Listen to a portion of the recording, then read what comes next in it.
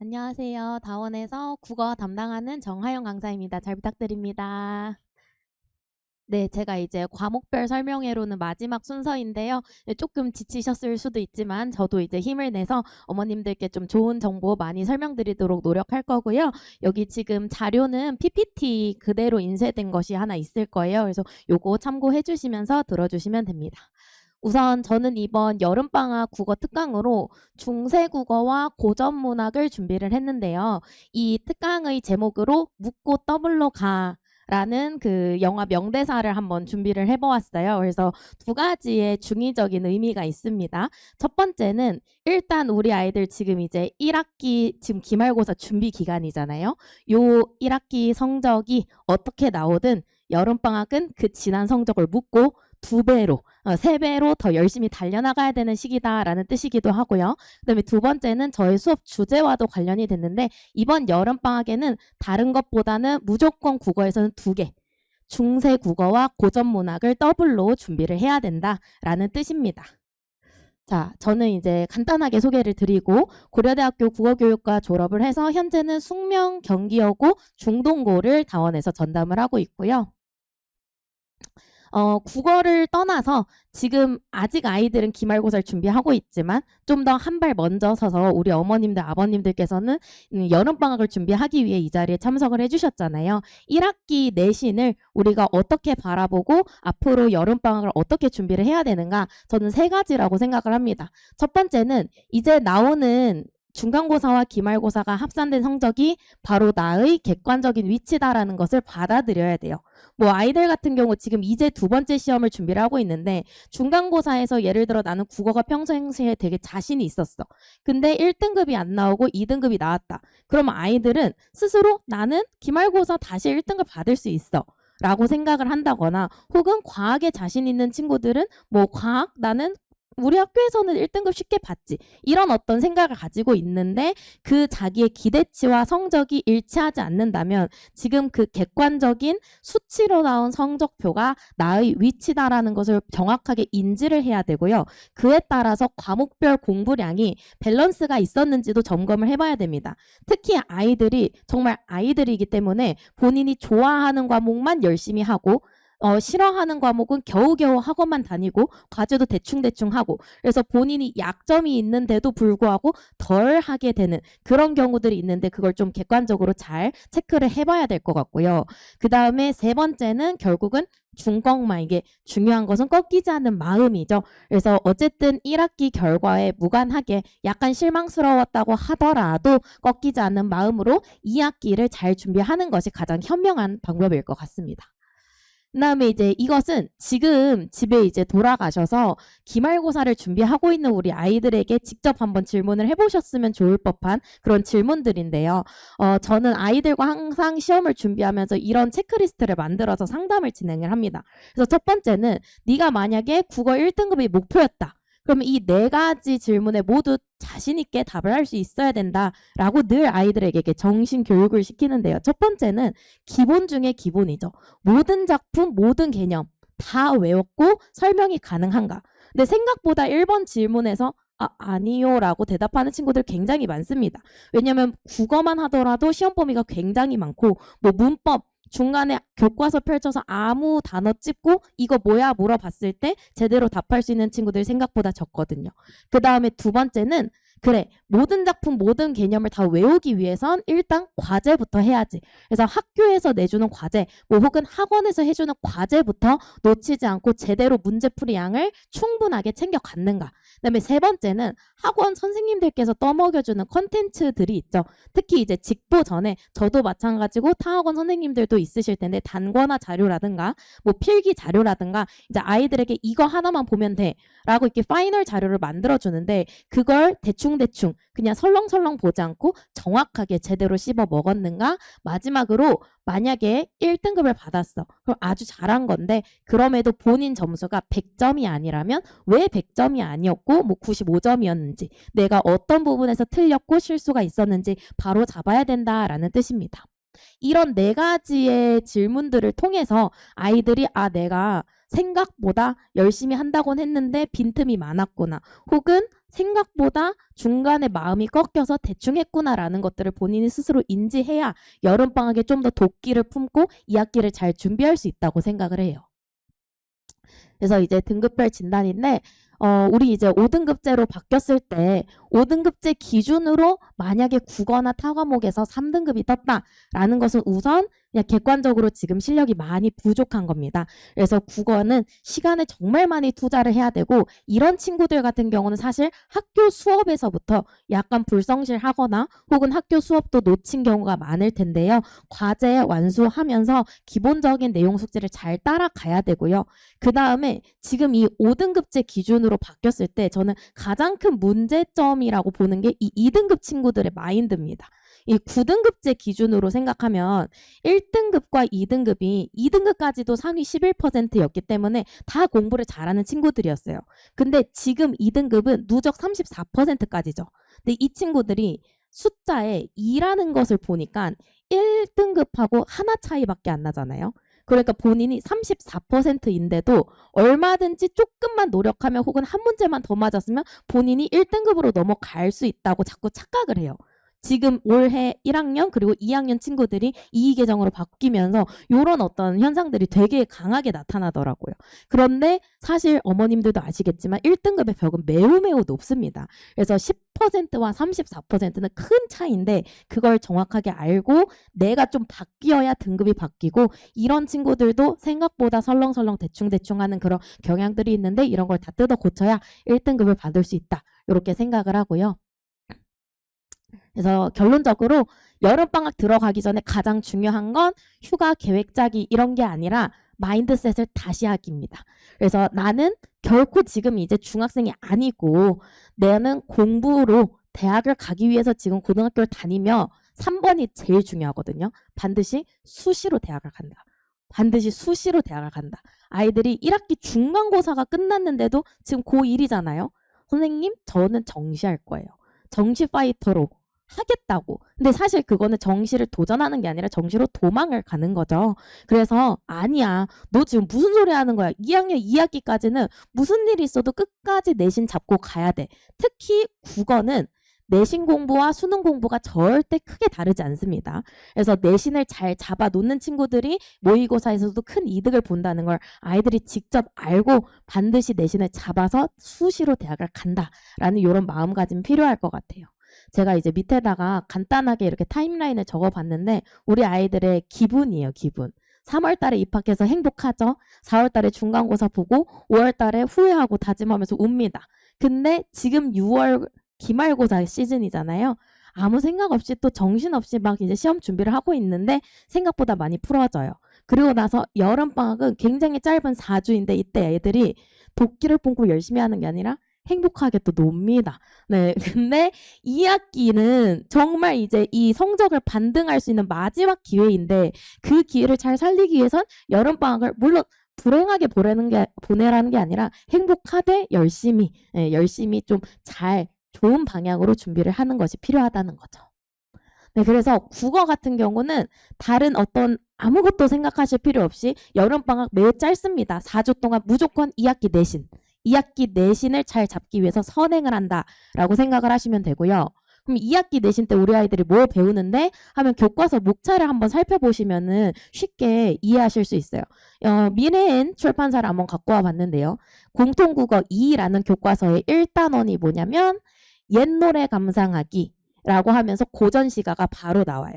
우리 공통국어 1의 1단원은 현대문학이었습니다. 근데 이제 1학기 때는 현대문학이지만 2학기 때는 모든 학교가 고전문학으로 넘어가서 아이들이 잘 모르는 향가 제망매가 그다음에 너무 유명하죠. 정철의 송미인곡 이런 가사를 배우는데 이거를 내신 기간에 닥쳐서 공부하려고 치면은 양이 너무 많고 어렵습니다. 그리고 반복 학습하기가 어렵기 때문에 여름방학에 고전시가를 다뤄야 하고 그 다음에 보통 중간고사는 선생님들께서 1단원 그리고 3단원을 같이 내세요. 이 단원은 들어갈 수도 있고 안 들어갈 수도 있는 게 이 단원이 논증하는 글쓰기 지혜롭게 협상하기 위해서 화법과 작문 단원이거든요.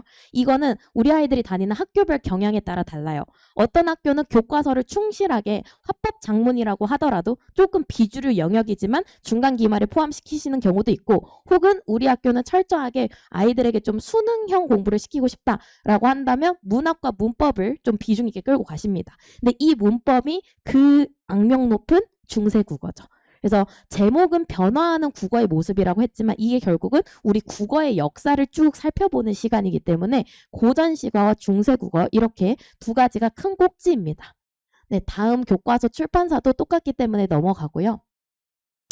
이제 고전시가서부터 조금 더 깊이 있게 말씀을 드리면, 저 정말 지금까지 강의하면서 고전 문학 좋아한다고 한 학생 단 한 명도 보지 못했습니다. 국어를 일단 좋아한다고 하는 애가 굉장히 극소수고, 그 중에서도 국어 어떤 거 좋아? 라고 물어보면은 간혹 어떤 친구들이 저는 문법이 좋아요. 그러니까 경향에 따라서 문법을 정말 싫어하는 친구들도 있지만 문법을 또 좋아하는 이과형 친구들도 있고요. 그 다음에 다른 친구들 물어보면은 현대시나 현대소설, 그냥 이제 문학을 감상하는 측면으로 읽었을 때 좀 나에게 재미를 주는 영역, 이런 것들을 좋아하지 고전 시가는 그 누구도 좋아하지 않습니다. 이유는 바로 이것 때문이에요. 읽을 수가 없으니까. 읽으려면, 이해를 하려면 공부가 필요하니까 아이들이 더 이상 고전 문학은 문학 작품이 아니라 그냥 공부의 한 단원일 뿐인 거죠.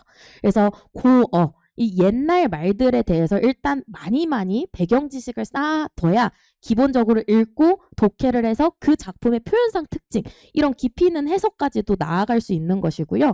그 다음에 고전시가 같은 경우는 비단 내신뿐만이 아니라 어차피 수능에서도 고전시가는 똑같이 나옵니다. 그래서 제가 늘 아이들에게 얘기하는 게, 너 지금 네가 정시하겠다고? 어차피 수능할 때 고전시가도 해야 돼. 어차피 문법도 해야 돼. 학교에서 다 같이 내신 시험으로 열심히 공부시켜줄 때 그거 따라가는 게 가장 현명하고 쉬운 수능 준비야 라고 아이들에게 얘기를 해주거든요. 그래서 반복할수록 어차피 고전시가는 되게 재밌는 점은, 현대시는 지금도 창작이 되고 있잖아요. 현대시는 지금도 세상에 많은 시인들이 시를 만들어내고 있는데, 고전시가는 고전시가를 창작했던 시인들이 지금 다 세상을 떠났습니다. 그래서 고전시가는 더 이상 작품이 늘어나지 않고 이미 중요한 작품은 딱 정해져 있고 더 이상 늘지 않아요. 그렇기 때문에 그 정해진 범위, 중요한 작품 몇 개 골라서 공부하면 바로 바로 정복할 수 있는 게 고전시가 파트죠. 제2고 남고예요. 여기 근처에 있는 요즘 가장 핫한 학교의 기출문제를 제가 한번 가져와 봤는데, 2학기 중간고사에 바로 제가 말씀드린 정철의 송미인곡이 나왔습니다. 그래서 이 학교는 서술형이 있는 학교이기 때문에 서술형 문제에서 아이들이 굉장히 변별을 많이 당해서 지금 한번 보면 서술형 문제가 굉장히 쉬워요. 그냥 조건 하나 주고 저각시와 임사이를 가로막는 장애물이 언급된 행에서 현대어 풀이로 그대로 적어라. 근데 이 현대어 풀이는 교과서 기준으로 채점하겠다. 그러니까 결국은 고전시가도 뭐 그렇게 어려운 걸 물어보지 않아요. 가장 기본적으로 너네 이 고어 정확하게 해석할 수 있어? 그거 토시 하나 안 틀리고 교과서 기준으로 달달 암기해왔니? 이걸 물어보는 거거든요. 근데 사실 지금 이건 제가 전문을 실은 게 아니라 아주 일부를 지금 잘라서 이렇게 이미지화해서 가져온 건데, 아이들 여기서부터 여기까지 현대어로 풀이한 거 외워서 적어라 하면 그거 정말 오래 걸립니다. 그래서 이런 것들은 좀 누적으로 여러 번 반복을 해야 그나마 조금 아이들이 해결할 수 있는 부분이고요. 그다음에 이제 중세국어 같은 경우는 문학과 문법 굉장히 다른 영역 같지만 중세국어는 고전시가와 연계성이 아주 높습니다.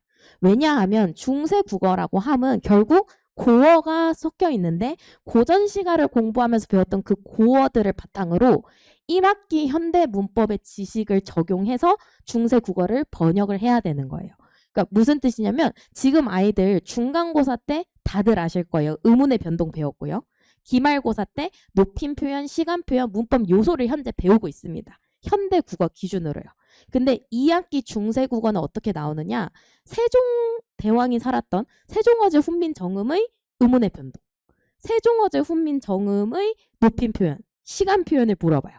그러니까 1학기 문법이 지금 우리 아이들이 기말 열심히 준비하고 있는 그 문법에서 빵꾸가 나면 사실 2학기 중세 국어 할 때 다시 1학기 범위를 무조건 반복해야 되는 그런 현상이 있기 때문에 잘 읽을 줄 알고 문법 알면 중세 국어는 정복할 수 있는 겁니다.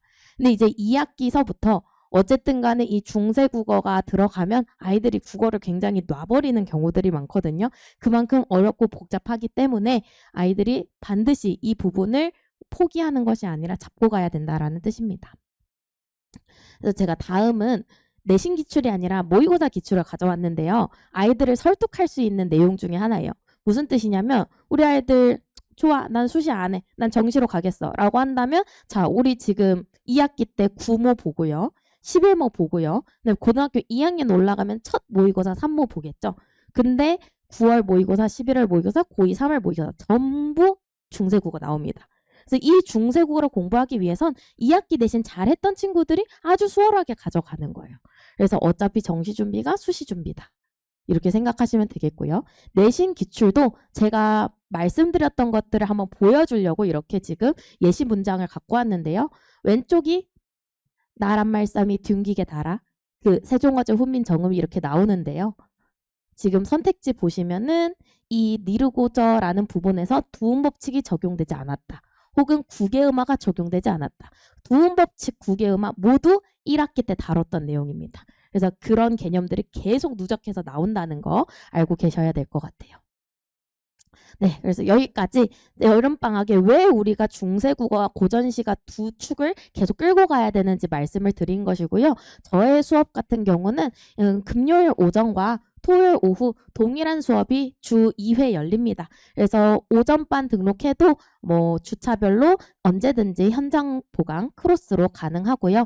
그다음에 클리닉 같은 경우는 수업 전후 1시간씩 있는데 지난번 겨울방학 때 제가 항상 저는 방학에 아이들 아침 일찍 일어나서 아침에 국어 공부하라고 오전 타임을 무조건 깔아요. 근데 어떤 여학생이 아침 9시부터 맨날 와가지고 저한테 1시간 동안 거의 아침 9시에 애들 절대 안 오거든요.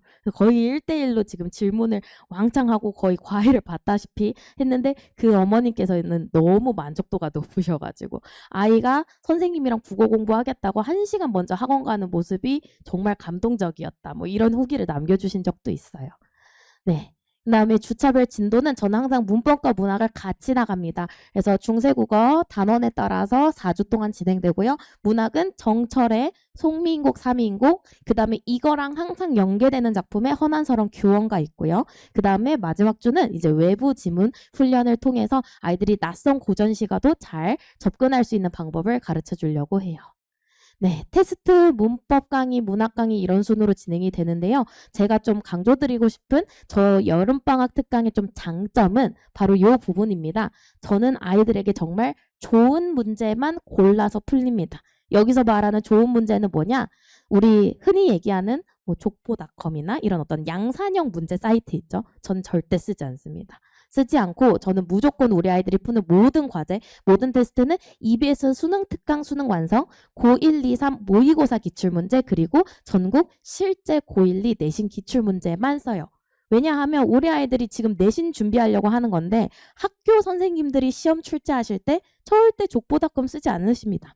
그분들께서 시험 출제하실 때 이런 문제들을 보고 참고하셔서 출제를 하기 때문에 우리 아이들이 가장 좋은 고퀄리티의 문제들만 풀게 될 거고요. 네.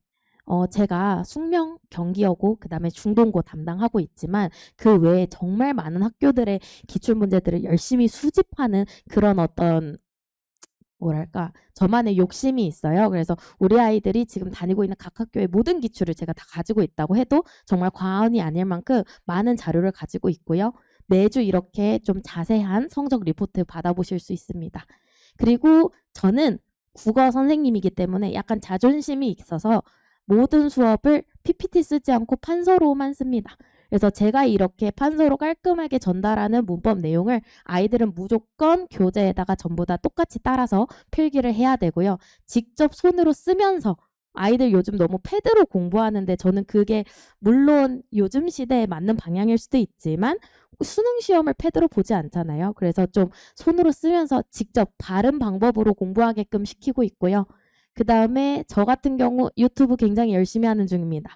현재 구독자 4,500명 정도 되는데요. 아이들이 이제 간혹 조회수가 잘 나와서 알고리즘을 타는 그런 영상들이 있어요. 그럼 선생님한테 와가지고 선생님 저 어제 릴스 보다가 갑자기 선생님 나와서 국어 공부했어요. 막 이렇게 얘기를 하는 거예요. 그래서 제가 거기서 아 이거다.